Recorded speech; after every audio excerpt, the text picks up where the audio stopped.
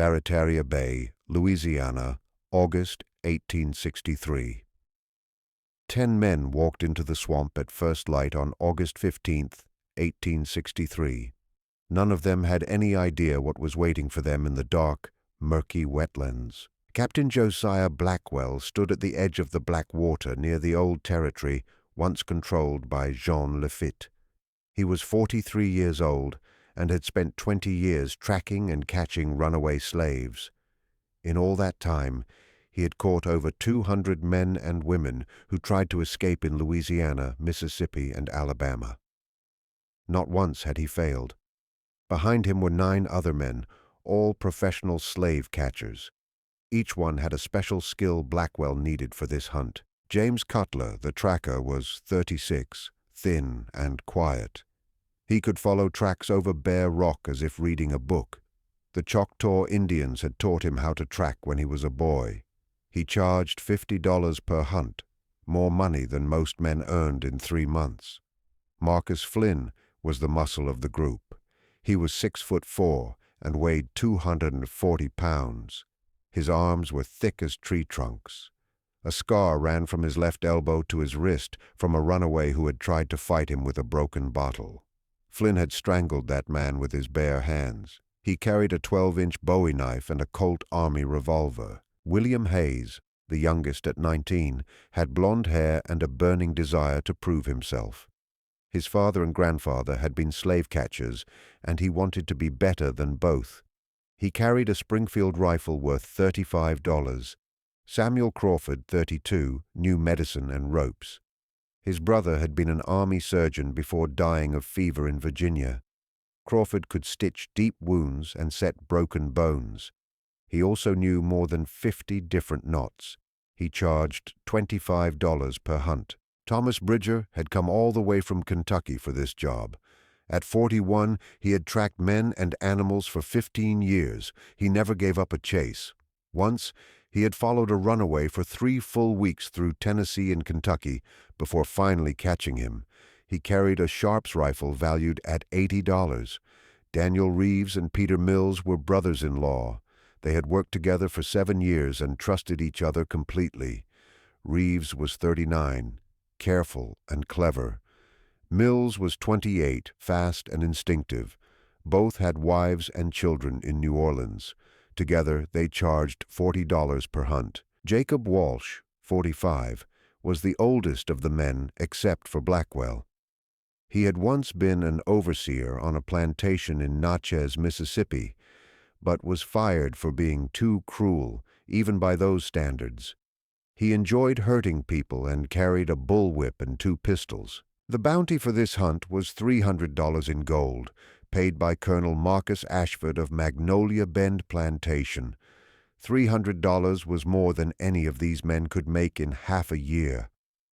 The plantation lay 15 miles south of Baton Rouge, right on the Mississippi River. Blackwell looked at the men with a sharp eye. "Listen up. The runaway's name is Elijah. He's 32, a field hand. He ran last night. We have his trail going into the Barataria wetlands. 1 man, no weapons, no food, no shoes. We'll have him by noon. Then we collect our money and drink whiskey in Baton Rouge tonight." The men nodded, confident. This was a simple job. They had done it many times before. What Blackwell did not know was that Elijah had been planning this for 6 months. Every detail, every trap, every step had been thought through. And he was not just running. He was leading them, carefully, straight to him. Magnolia Bend Plantation had 400 acres of cotton. Colonel Ashford owned 73 slaves. Elijah had worked in those fields since he was 8 years old, 24 years of cotton, 24 years of watching overseers beat people, 24 years of slavery. But Elijah was different. An abolitionist preacher named Jeremiah Wells had taught him to read before the war. Wells had been caught and hanged in 1859, but Elijah remembered every lesson. For 5 years he studied the Barataria swamps, memorizing every channel, every island, and every dangerous spot. Old slaves who had worked cutting cypress trees showed him where alligators nested, where quicksand lay in wait, where venomous water moccasins lived, which paths were safe, and which could kill a man instantly. 3 months ago, Overseer Silas Gentry had Elijah whipped, 30 lashes that tore the skin from his back.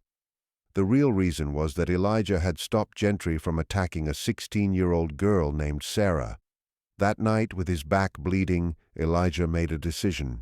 He would not just escape. He would turn the hunters into the hunted. For 3 months, he prepared.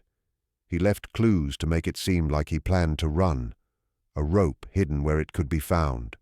Whispered conversations that were overheard. Questions about boats and rivers. He made Colonel Ashford and Gentry believe they were clever, that they had discovered his plans.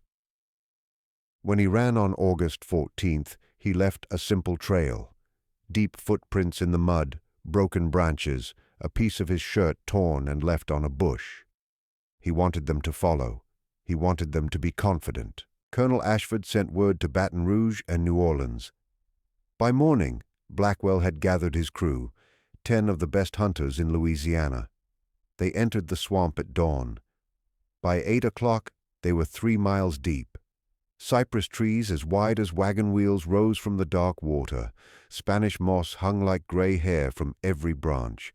Mosquitoes swarmed in thick clouds. The air smelled of rot. Cutler knelt beside a footprint in the mud, studying it carefully. Then he walked to Blackwell. "Captain, something's wrong," he said quietly. "These tracks are too perfect, too evenly spaced. No signs of running, no panic. We've crossed our own path twice. He's leading us in circles." Blackwell waved his hand dismissively. "No, he's tired, scared. Slaves aren't smart enough for tricks. Keep moving." Cutler wanted to argue, but he knew Blackwell wouldn't listen.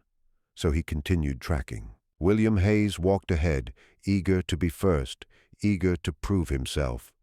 He stepped on what looked like solid ground covered with leaves. The ground gave way beneath him. Hayes fell into a pit 3 feet deep. Sharpened wooden stakes had been fire-hardened until they were as strong as steel, and they jabbed into his right leg and stomach. They had been smeared with animal waste to infect the wounds. Hayes screamed. The sound carried across the swamp. "Trap! Stop, everyone!" Blackwell shouted, but panic had already struck the men. They froze, afraid to take another step. It took 20 minutes to pull Hayes off the stakes. He screamed the whole time. Each stake brought fresh blood. Crawford tried to help, but the wound was too deep. The stakes had torn through his guts, and the poison from the animal waste was already spreading. Within 15 minutes, Hayes died, calling for his mother in his last words. Marcus Flynn looked at the others, shaking. "That bastard is hunting us. We need to go back." Blackwell's voice trembled as he shouted, "No, we're still 9 against 1. 1 unlucky trap, that's all. We keep going, but watch every step." The men looked at him and saw fear in his eyes, and that fear was worse than the trap itself. From a platform 10 feet up in a cypress tree, Elijah watched. He had built the platform 2 months ago. Invisible from below, he saw Hayes die. He saw fear fill their eyes. Good. For 6 months, Elijah had prepared every part of this swamp. He had built platforms in trees across the wetlands. He had memorized each path, each channel, each hidden danger. He had set dozens of traps using only wood, vines, and rope. Stakes sharpened in fire, hidden pits, tripwires, snares. Each trap placed where stressed men would naturally step. He had studied predators, how they separate the weak from the pack, how they use fear to break their prey. Elijah was no longer prey. He was the hunter. By noon the hunters were lost. The clear trail had vanished. The swamp looked the same in every direction. The sun blazed overhead. It was 95 degrees. The men were running out of water. Cutler finally admitted it. "Captain, we're lost. I just found our own footprints from 2 hours ago. He tricked us." That was when the second man died. Thomas Bridger moved away from the group to relieve himself, only 10 yards away, still in sight. A choked cry, then silence. When they reached him, Bridger was sinking into quicksand, waist deep. A vine was wrapped around his neck, pulling him down. It was tied to something under the surface. Bridger struggled, each move pulling him deeper. "Help me, God, please!" His hands clawed at the vine, eyes wide with terror. Flynn reached out with a branch, but it was too late. The quicksand pulled him down fast, covering his chin, mouth, and nose. Bubbles surfaced for a few seconds. Then nothing. The swamp swallowed him like he had never existed. Blackwell counted. 8. We're still 8 against 1. But he knew the truth. Numbers no longer mattered. By 4 in the afternoon, the men were defeated. Fear had broken them. Exhaustion and terror had taken control. They were prey, and Elijah was the hunter. The swamp had claimed its revenge, and the master hunter had finally met a force he could not understand. Intelligence, planning, and patience beyond his imagination. They decided to camp and wait for morning. Moving through the swamp at night would kill them. They found a small island of solid ground. They tested it carefully before stepping on it. They built a huge fire. They posted guards. They checked their guns over and over. Blackwell kept saying, "He's just one man, just one slave. He can't beat us all." But no one believed him anymore. The men sat close to the fire, too close. Every sound made them jump. An owl, a splash, rustling leaves. Any sound could be him. At 9 that night, Samuel Crawford went to piss at the edge of camp, 20 FT away. They could see him. He buttoned his pants, turned to walk back, and then he was gone. Just gone. They called his name. No answer. They found him 30 minutes later hanging, upside down from a tree 20 yards from camp. His throat was cut ear to ear. His blood had drained out completely. It pulled on the ground below him. Crawford's pistol was still in his holster. He never had time to draw it. The message was clear. No one was safe. Not with guards, not with fire, not even awake and armed. They cut Crawford down and brought him back to camp. No one slept that night. They sat in a circle around the fire with guns in, their hands jumping at every sound. Dawn came slow on August 16th. Fog rolled in thick. You could only see a few yards. The fog smelled like death. 7 men were left: Blackwell, Flynn, Cutler, Walsh Mills, Reeves, and Hayes. Friend Peter Mills. They had not slept. They had fired shots into the dark, all night at nothing. They looked broken. Peter Mills finally snapped. "We need to get out now. Forget the money. He's going to kill us all." Blackwell tried to yell back, but his voice was hoarse. "I'm still in command." But the men were already running. Every man for himself. No more group. No more discipline. Just terror. They ran through the water, without direction. Just running. That was when Elijah struck again, but this time he showed himself. James Cutler was in front when a spear came out of the fog and punched through his chest. The spear was fire-hardened wood, thrown hard.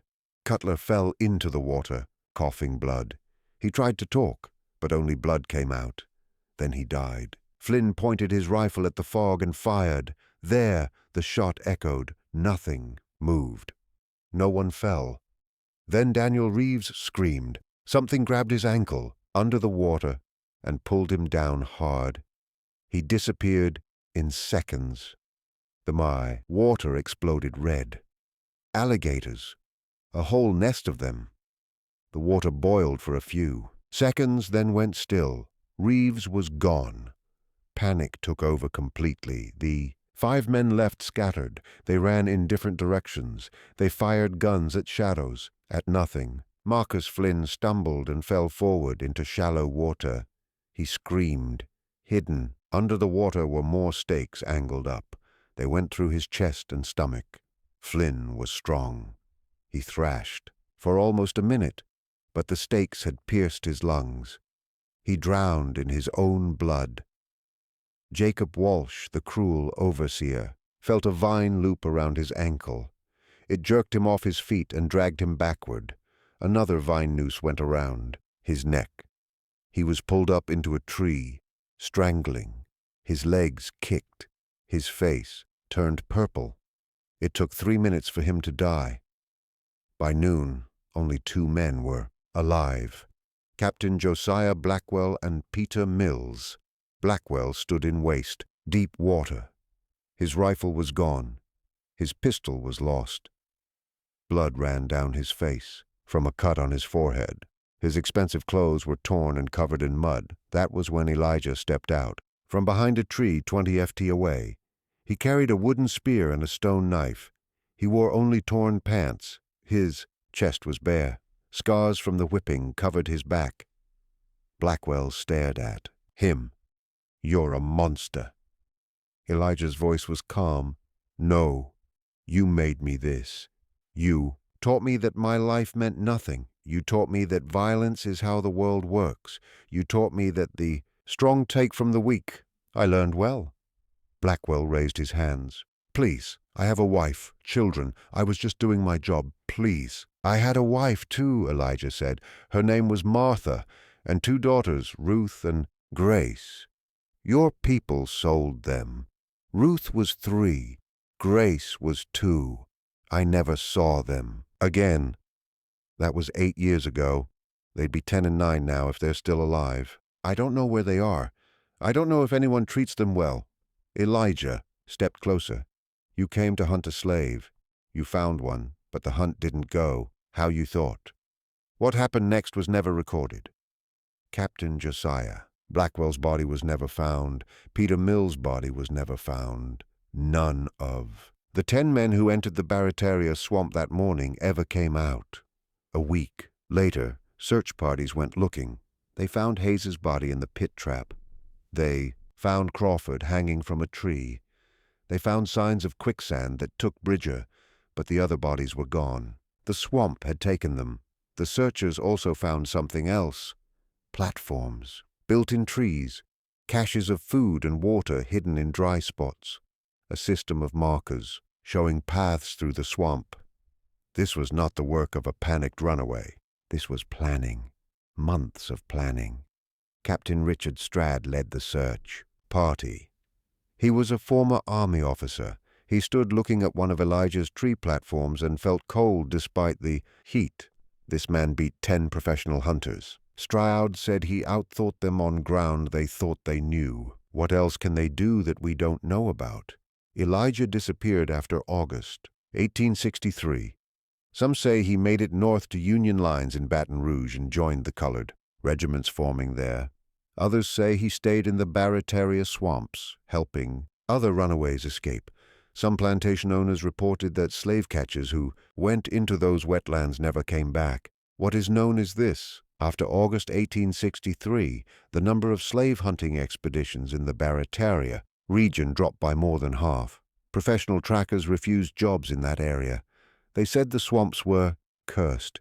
They said something had changed there. At the Magnolia Bend plantation, the slaves spoke about Elijah in whispers, never saying his name where white people could hear, but keeping his story alive. He became proof that they were not helpless, proof that their masters were not invincible.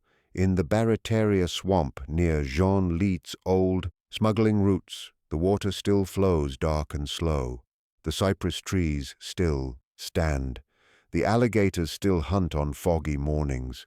Some people say they hear sounds, maybe birds, maybe wind, maybe something else. 10 men entered that swamp on August 15, 1863, professional hunters, the best in Louisiana. They were confident. They had weapons. They had experience. They thought they were hunting a scared, helpless slave. None of them knew what he had prepared. None of them understood what they were walking into. None of them came back. The Barataria swamp keeps its secrets, but the lesson is clear. The hunted can become the hunter. The prey can become the predator, and confidence means nothing against someone who has nothing left to lose. The 3 survivors reached Magnolia Bend Plantation at 8 awan that night. They stumbled out of the swamp like ghosts. Their clothes were torn. Their faces were covered in mosquito bites and scratches. Their eyes were empty. But the plantation workers saw them first. Word spread quickly. The slave catchers were back, but only 3 of them. Colonel Ashford came out of the main house with a lantern. He looked at Blackwell, Cutler, and Mills. "Where are the others?" "Dead," Blackwell said. His voice was flat, empty. "All dead. And the runaway. Did you get him?" "No." The colonel's face went red. "You're telling me 10 professional hunters couldn't catch 1 slave? I paid $300. He killed 7 men." Blackwell interrupted. "He set traps. He knew every part of that swamp. He hunted us.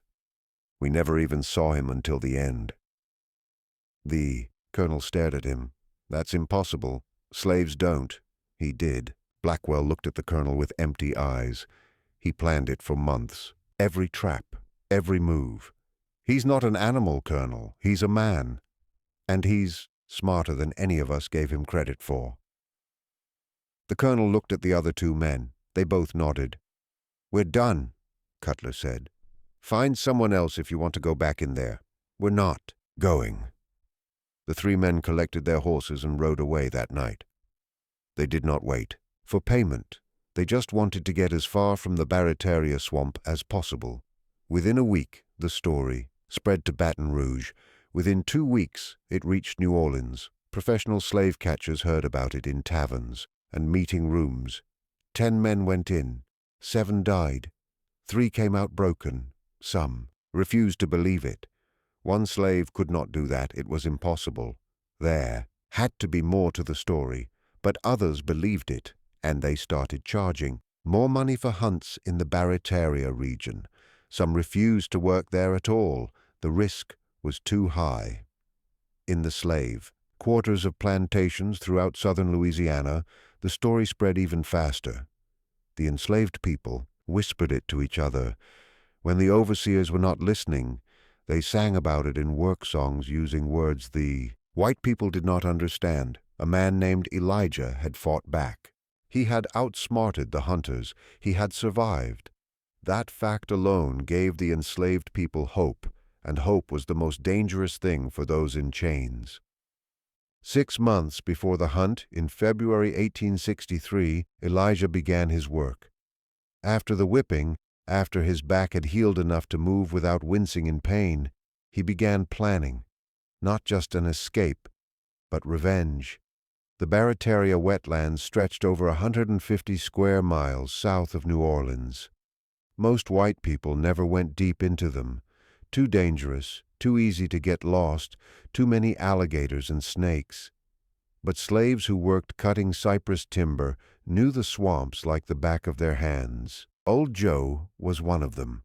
He was 65 and had been working in those swamps for over 40 years before the plantation bought him cheap because of his age. Elijah found reasons to work near Old Joe, carrying water, helping load timber, always listening, always learning. "The gators nest near the old Lafitte channels," Old Joe said one day, while they moved a heavy cypress log from the water. "From April to June, don't go near there. They'll attack anything that moves. Lost a man to them back in '41. Big bull gator, 14 feet long. Took him under so fast we couldn't even throw a rope." "Where exactly are those channels?" Elijah asked casually. Old Joe pointed southwest. "Follow Bayou Barataria south about 8 miles. You'll see 3 channels branching off. Take the middle one. Goes another 2 miles deep into the swamp. That's where Lafitte hid his ships back in 1815. Nobody goes there now. Too dangerous." "And the quicksand?" Elijah asked. "North side of the big island," Old Joe said. "Looks shallow, but it'll pull you down fast. 3 men lost there before we learned. The sand moves with the seasons. Heavier rains, it shifts south. Dry summers, spreads north." Elijah memorized every detail, every landmark, every hidden danger. On Sundays, when they had a few hours of rest, Elijah would disappear. He told the others he was hunting rabbits or fishing. Instead, he went into the swamp to study the paths. He discovered solid ground and dangerous ground, learned which channels connected and which ended in dead ends, and identified hiding spots and places to build traps. He practiced throwing spears made from sharpened sticks. At first, he could barely hit a tree from 10 feet away. After 2 months, he could hit a melon-sized target from 30 feet. After 4 months, he could hit it every time from 50 feet. He learned to move silently through water, stay downwind so dogs could not smell him, and how to cover his tracks, or leave false ones. In April, he began building. His first platform was in a massive cypress tree on the north edge of the swamp, about 2 miles from the plantation.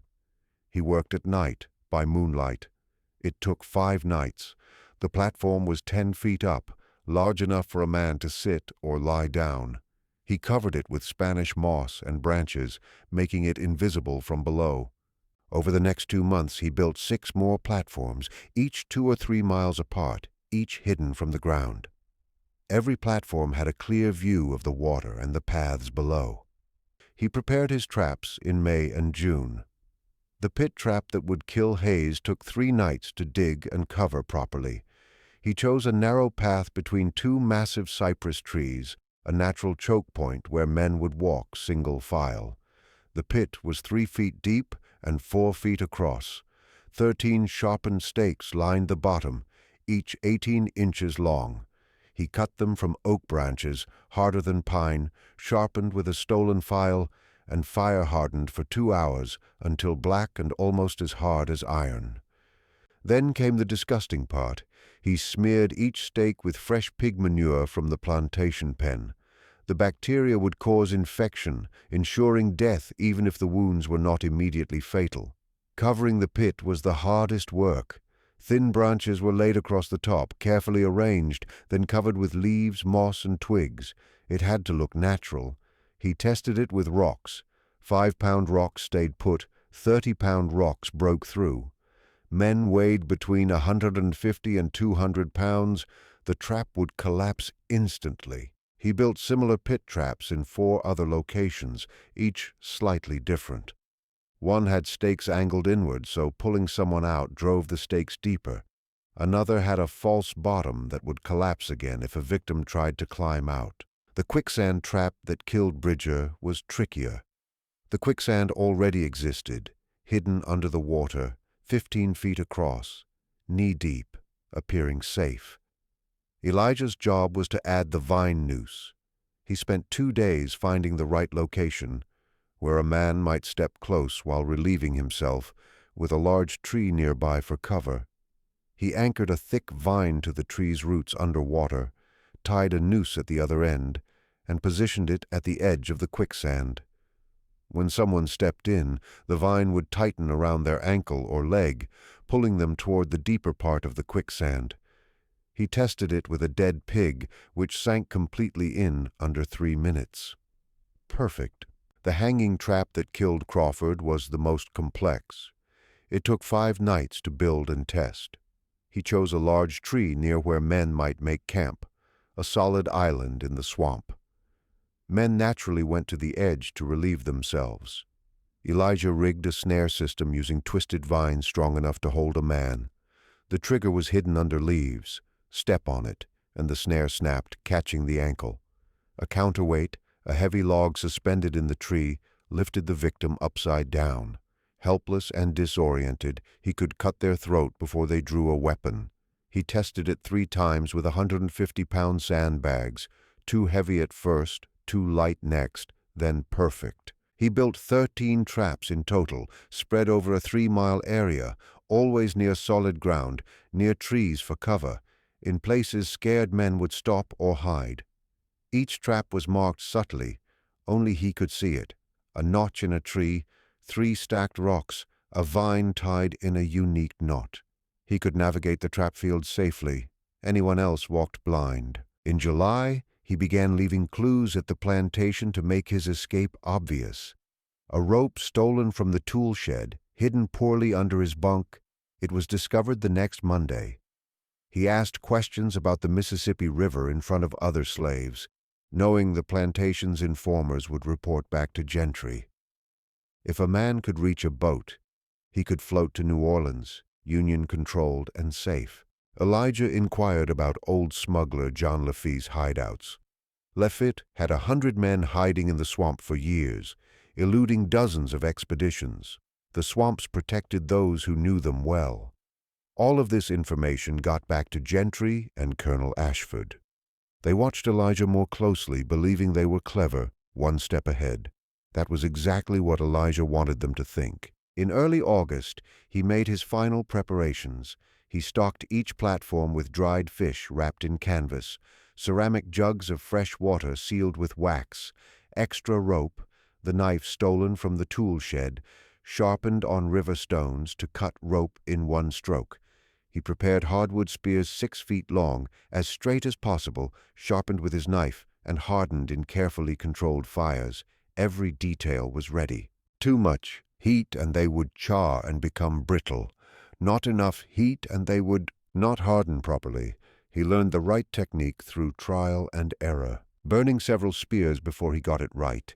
The tips became almost as hard as metal when done properly. He made 7 spears total and hid them in his platforms. 2 spears in each of 3 platforms, 1 spear in the other 3. He also prepared throwing stones, smooth, river rocks about the size of his fist. He practiced throwing them for accuracy. A well-thrown rock could crack a skull or break an arm. He cached 20 stones in each platform. On August 10th, 5 days, before he would run, he checked all his traps one final time. Made sure they were still set and hidden. Made sure the triggers worked smoothly. Made sure no animals had stumbled into them. The quicksand was right where it should be on the north side of the big island.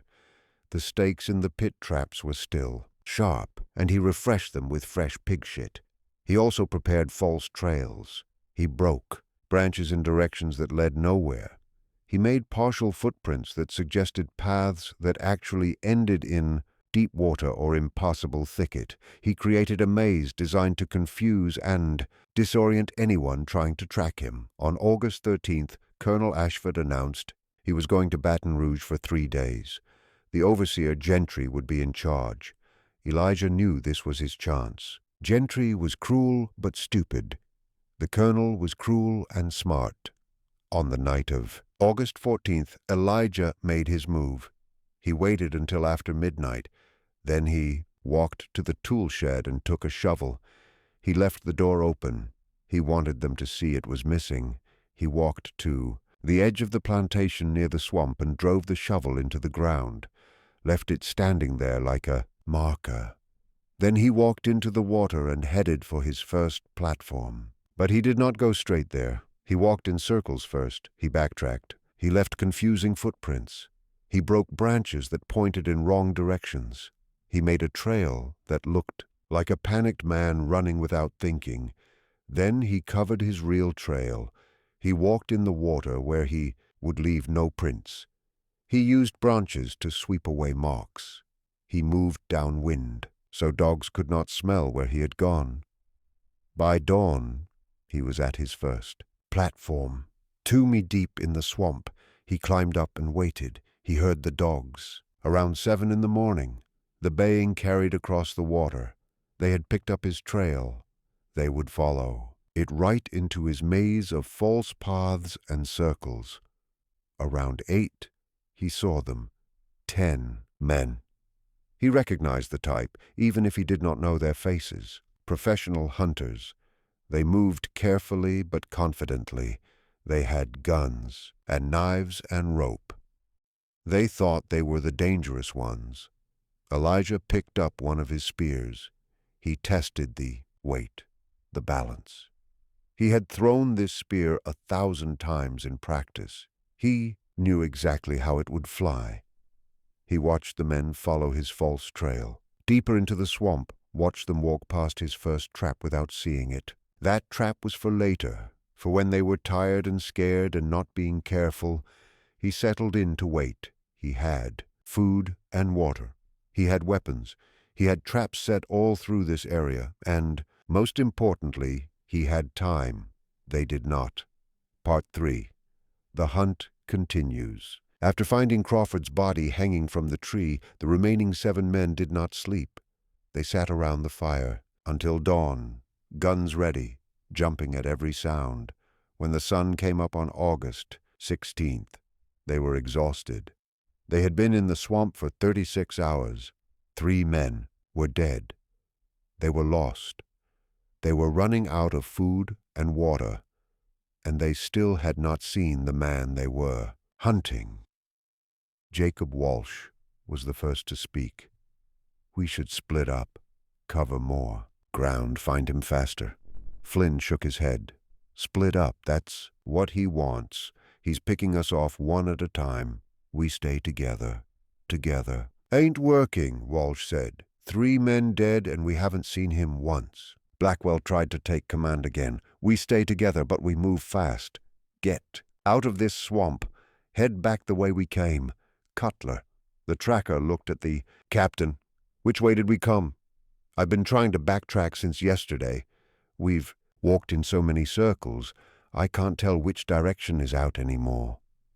That was when the fear really set in. They were not just lost. They were trapped in a maze with something hunting them. "We follow the sun," Blackwell said.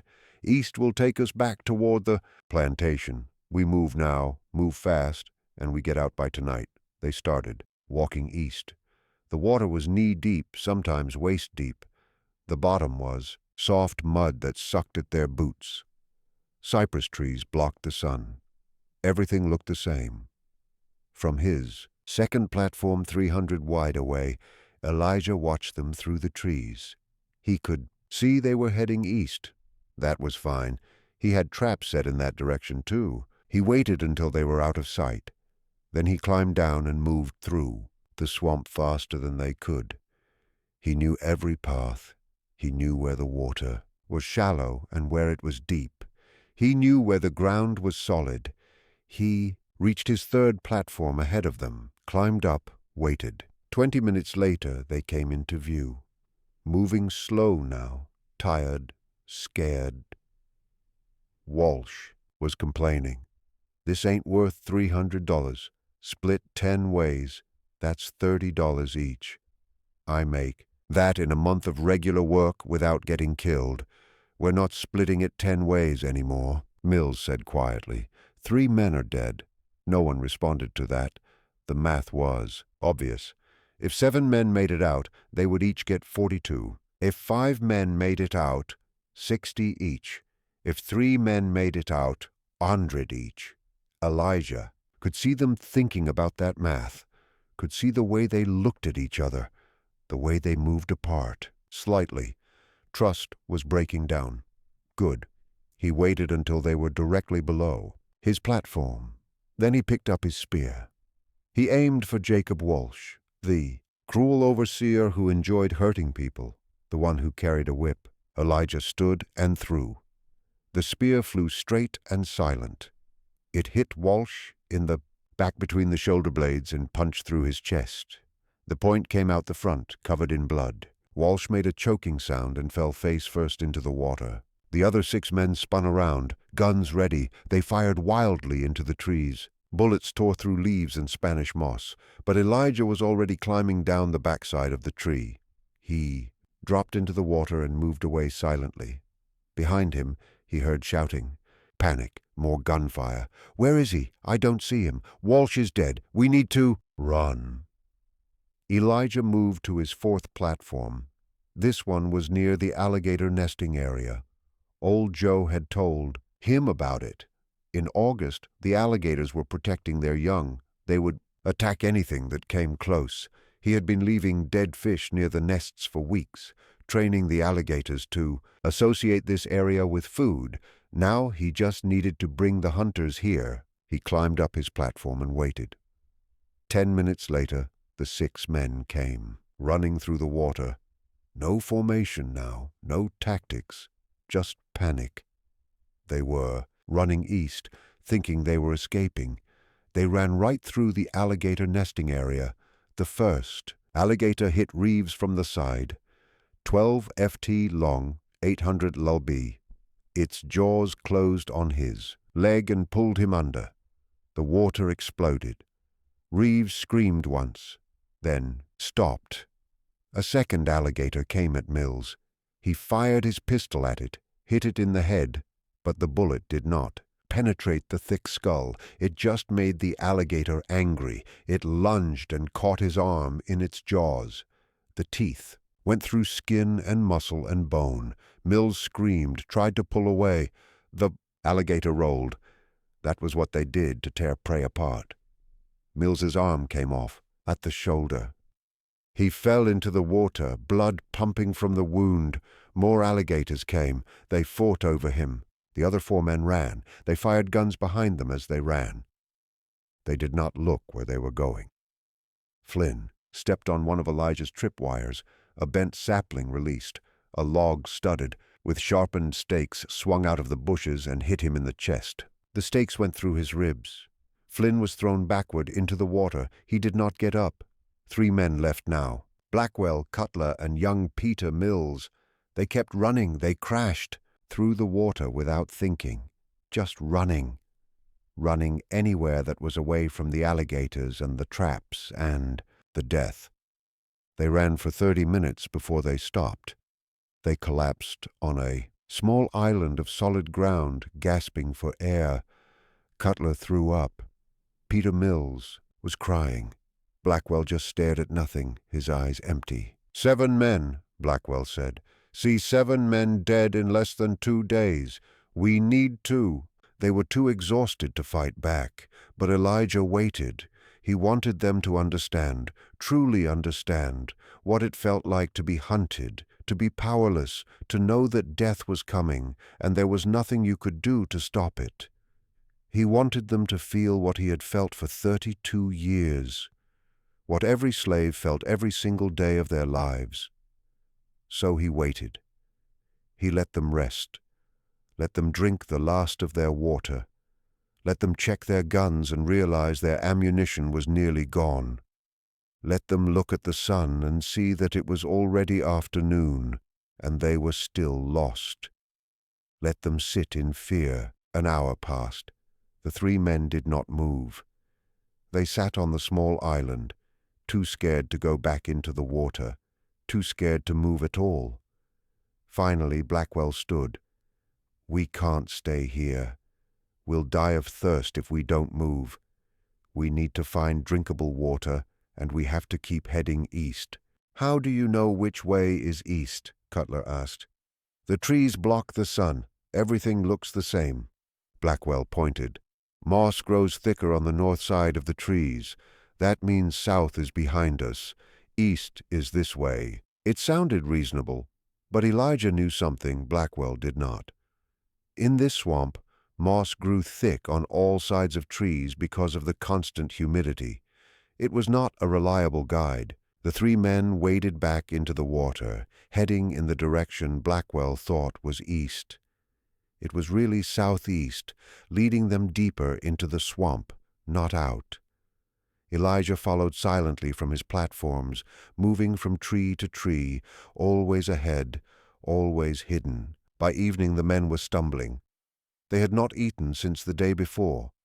They had gone 2 nights without sleep. They were dehydrated. Their boots were waterlogged and heavy. Their clothes were soaked through. They reached another island and collapsed. No energy to build a fire, no energy to post guards. They simply fell down trying to sleep. But the mosquitoes came in clouds, covering every inch of exposed skin, biting and sucking blood.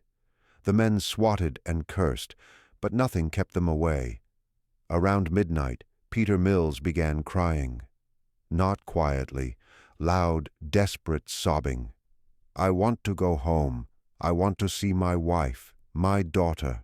Please, God, I just want to go home. Cutler put his arm around the young man. We'll get out tomorrow. We'll find our way out tomorrow. But no one believed him. They could hear it in Peter's voice. They were going to die in this swamp, all of them. From a tree 40 yards away, Elijah watched. He had not slept either, but he was used to discomfort, hunger, thirst, and pain. 32 years of slavery had taught endurance. These men were soft. They had spent their lives making others suffer. Now they were learning what suffering truly felt like. He waited for dawn, August 17th, 1863, third day in the swamp. The sun rose slow and red. The three men woke, faces swollen from mosquito bites. They had drunk swamp water during the night, too desperate to care anymore. Now their stomachs cramped with the first signs of dysentery. They had only 2 bullets left between them. Cutler had one in his pistol. Blackwell had one in his rifle. They walked without a plan, without direction, moving only because staying still meant death. Around noon, they found a channel that looked familiar. Blackwell stopped. "I know this place. I swear we passed this tree yesterday, the bent cypress with the broken top." They had been walking in circles again. Cutler sat down in the water. "It doesn't matter. We're not getting out. He's been playing with us the whole time. He could have killed us any time he wanted. He's just making us suffer first." "Stand up," Blackwell said. "We keep moving." "Why? So we can walk in more circles, trigger another trap, and watch each other die," Cutler spat. Blackwell grabbed him and pulled him up. "Stand up. We're not giving up." But they already had. All three knew it. That was when Elijah stepped out from behind a tree, 20 feet away, fully in sight. He held a spear in his right hand, a stone knife in his left. He was thin from weeks in the swamp, but his eyes were clear and sharp. The 3 men stared at him. After 3 days of hunting, here he was, finally visible. Blackwell raised his rifle, aiming at Elijah's chest. His hand shook. "Don't move. You move, I shoot." Elijah stood calm. "You have 1 bullet. Maybe you hit me, maybe you don't. Your hand is shaking. You're exhausted, dehydrated. You haven't slept in 3 days, but say you hit me, say you kill me, you're still lost. You still don't know how to get out. You'll die in this swamp just like your friends." Blackwell kept the rifle aimed. "We'll find our way out." "No, you won't. This swamp is 150 square miles. You've been walking in circles for 3 days. You're 10 miles from where you started. The only person who knows the way out is me." Peter Mills spoke, voice shaking. "Then show us, please, show us the way out and we'll leave. We'll never come back. We'll tell everyone to leave you alone. Just show us the way." Elijah looked at the young man. "How old are you?"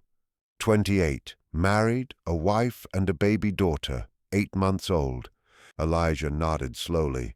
"I had a family too, a wife named Martha, 2 daughters, Ruth and Grace. They were 3 and 2 when the colonel sold them. That was 8 years ago. I never saw them again. Don't know if they're alive, if anyone is kind to them, or if they suffer." He stepped closer. Blackwell kept the rifle on him, but did not shoot. "You came into this swamp to hunt me like an animal, to drag me in chains, to watch me tortured as an example. You came to remind me I'm property, that my life doesn't matter, that I exist to make white men richer. I spent 6 months planning this swamp, learning its paths, building platforms, setting traps. I left you a trail, and you followed exactly as I knew you would. I led you in circles, killed your friends one by one, and you never saw me coming, never even knew where I was." He was 10 feet away now, close enough that Blackwell could not miss if he fired. "I did this to teach you something, to show you we're not animals. We're not property. We are people. We think, we plan, we feel pain, fear, and anger. We want freedom just like you. And when you try to take that from us, some of us will fight back." Blackwell's finger tightened on the trigger. "Last chance. Step back or I shoot." "Go ahead," Elijah said. "Shoot me. Use your 1 bullet, then see if you can find your way out of this swamp before thirst, infection, or alligators finish you." He paused. "Or I can show you the way out right now. The path back to the plantation, 6 miles. You could be there by dark." Blackwell stared. "Why would you do that?" "Because I don't need to kill you. You're already destroyed. All of you. Look at yourselves. You came here thinking you were hunters, the dangerous ones. Now you're broken, crying, ready to beg a slave to save your lives. He pointed east. Follow that channel for 2 miles.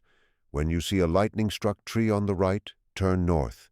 Follow it for 3 more miles. You'll see the plantation fields. Cutler stood. You're really letting us go? I'm giving you a choice. Kill me and die in this swamp, or leave and live. But if you leave, you must tell everyone what happened. Tell them 10 men came to hunt 1 slave and 7 died. Tell them we are not helpless, we can fight back, and we are not afraid anymore. Peter Mills started walking toward the channel. I'm going home to my wife and daughter. Cutler followed. Blackwell stood, rifle still raised. They looked at each other long and silent. Finally, Blackwell lowered the rifle. What's your name? Elijah. Elijah. I'll remember this. I'll remember you. Good. Remember me. Remember how it felt to be hunted, to be helpless. Remember that feeling every time you look at a slave. Remember we are human, just like you. Blackwell turned and followed Cutler and Mills toward the channel. Elijah watched them go. He stayed until they were out of sight, then climbed back into his platform. He did not follow them. He let them go. 3 men would leave the swamp that evening, reaching Magnolia Bend Plantation after dark, half dead from exhaustion and fear. They would tell the story of the 7 men who died, the traps, and the slave who out-hunted the hunters. The story would spread. Other slave catchers would hear it. Some would refuse to work in the Barataria region. Some would refuse to hunt runaways at all. The cost for catching runaways would rise because the work had become far more dangerous. And slaves on plantations across Louisiana would hear the story too. They would hear about Elijah, about the man who fought back and won, about the man who survived. It gave them hope. And hope was dangerous for slaveholders. But that was all for later. For now, Elijah sat in his platform and ate some dried fish. He drank water from one of his jugs. He cleaned his stone knife, and he thought about Martha, Ruth, and Grace wherever they were. He hoped they were alive. He hoped they were safe. He hoped they somehow knew he was thinking about them. He stayed in the swamp for 3 more weeks after the hunt ended, living in his platforms, eating fish he caught and small animals he trapped, drinking water he had stored. He thought about going back to the plantation, thought about helping other slaves escape, but he knew it would not work. They had families, children, elderly who could not run. If they all tried to escape, the colonel would send soldiers after them. Most would be caught and probably killed. It was better to join the Union Army, get trained, get armed, and return as a soldier, not as a fugitive. In early September, Union Army patrols reached the area west of Baton Rouge. The 1st Louisiana Native Guard was recruiting. It was one of the first official regiments of black soldiers, made up of free men of color from New Orleans and runaway slaves from plantations. Elijah approached their camp carefully. He arrived at dawn, hands raised so they could see he carried no weapons. The officers nearly shot him before he could explain. I'm a runaway from Magnolia Bend Plantation, he told the lieutenant in charge. I want to enlist. I can shoot. I can track. I know every swamp and bayou in this region. The lieutenant, a white man from Massachusetts named David Clark, looked him over. You're the one who killed those slave catchers. Word had spread fast. Everyone had heard the story. 7 of them, Elijah said. 3 survived. Lieutenant Clark smiled. The Army can use a man like you. Welcome to the 1st Louisiana Native Guard. Elijah enlisted that day. He was given a uniform, a rifle, and 40 rounds of ammunition. He was given boots that fit and food that was not spoiled. He received a wage of $10 per month, less than white soldiers got, but more than he had ever earned in his life. He learned to march in formation. He learned military tactics. He learned to fight as part of a unit, not just alone. He fought in battles at Port Hudson in May 1863, where his regiment charged Confederate fortifications and suffered terrible losses but proved that black soldiers could fight as bravely as white soldiers. He fought at Milliken's Bend in June, where his regiment held off a Confederate attack long enough for Union reinforcements to arrive. He survived battles that killed thousands. He survived diseases that swept through the camps. He survived 4 years of war. When the war ended in April 1865 with Lee's surrender at Appomattox, Elijah was 34 years old. He had been free for less than 2 years, but it felt like a lifetime. He spent the next 20 years searching for Martha and his daughters. He traveled to plantations across Louisiana, Mississippi, Alabama, and Georgia. He checked sale records wherever he could find them. He talked to freed slaves who might have known them or heard about them. He never found them. The records were incomplete or destroyed. Many slaves had been sold multiple times, their names changed, their histories lost. Martha could have been anywhere. Ruth and Grace could have been anywhere. He kept searching until he died in 1884 at the age of 53 in a small house in Baton Rouge. His cause of death was listed as lung fever, probably pneumonia.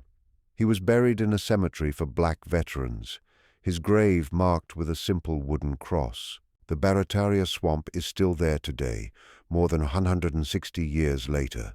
The cypress trees still stand, some the same trees from 1863. The channels still flow. The alligators still hunt. The mosquitoes still swarm.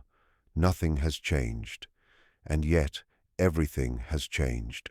The platforms Elijah built are long gone, rotted away or fallen in storms. The traps have collapsed, returned to the earth. The paths he memorized have shifted as the swamp reshapes itself. But locals still tell the stories of the summer of 1863, about the slave who killed 7 hunters in 3 days, about traps so well hidden that nobody saw them until it was too late, about the man who turned the hunt around and became the hunter instead of the hunted. In 2008, a team of historians and archaeologists went into the Barataria Swamp looking for evidence of Elijah's platforms and traps. They used old maps and documents from 1863. They searched for 3 weeks. They found no physical traces. The swamp had reclaimed everything. But they spoke to local people who had heard the stories passed down through generations, stories that remained remarkably consistent for over 145 years. The historians concluded that the story was largely true. A slave named Elijah had killed multiple slave catchers in the Barataria Swamp in August 1863. The details may have been exaggerated, but the main events had happened. One historian, Dr. Sarah Mitchell from Tane University, wrote in her report, "Elijah's story represents a rare documented case of sophisticated armed resistance by an enslaved person. He did not simply run away. He planned a military-style operation using knowledge of the terrain, traps, and psychological tactics. He showed intelligence, patience, and tactical thinking that contradicts every stereotype of enslaved people in 1863. His story deserves to be better known, yet it remains mostly forgotten. There are no monuments, no museums, no historical markers, just stories told by locals and a brief mention in a few academic papers that almost no one reads. On foggy mornings in the Barataria Swamp, when mist rises from the water and everything is gray and dreamlike, some say they hear sounds. Sounds that might be birds, might be wind through the cypress trees, or might be something else. Old people, who have lived near the swamp all their lives, know better than to go deep into the wetlands alone. They know the stories. They know that 10 men went into the swamp on August 15th, 1863, to hunt a runaway slave named Elijah.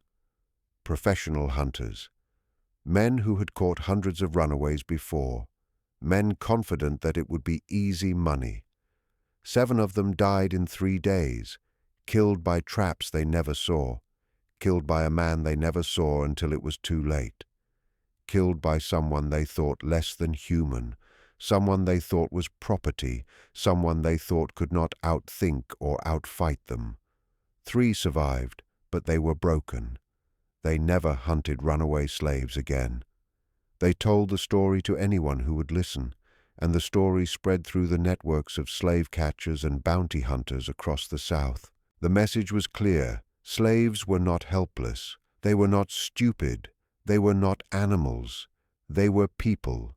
And some of them would fight back with intelligence, planning, and courage that could defeat even the most experienced hunters. That lesson learned in blood in the Barataria swamp in August 1863 helped change the way people thought about slavery. It was not the main reason slavery ended. The Civil War, the Emancipation Proclamation, and the 13th Amendment were. But stories like Elijah's contributed to a shift in understanding. They proved that enslaved people were fully human, able to think, plan, and carry out complex actions, deserving freedom not as a gift, but as a right. Elijah never knew how widely his story would be remembered. He spent his last years searching for his family, working odd jobs, living quietly. He rarely spoke about the swamp. When asked, he would say, "I did what I had to do. That's all." But what he did echoes across the years. His story is told and retold. Each generation passes it on. And in that telling, Elijah lives. The swamp remembers, even if history mostly forgets. On foggy mornings when mist rises and the cypress trees cast strange shadows, some people swear they can still feel it. That sense of being watched, that feeling that something is out there in the wetlands, something that knows every channel and path, something ready to fight if threatened. Maybe it is imagination, maybe it is the swamp itself, or maybe, just maybe, some part of Elijah's spirit remains in that place where he fought and won, where he changed from prey to predator, where he showed the world he was not property but a man. The Barataria swamp keeps its secrets well, but those who listen carefully can still hear its lessons.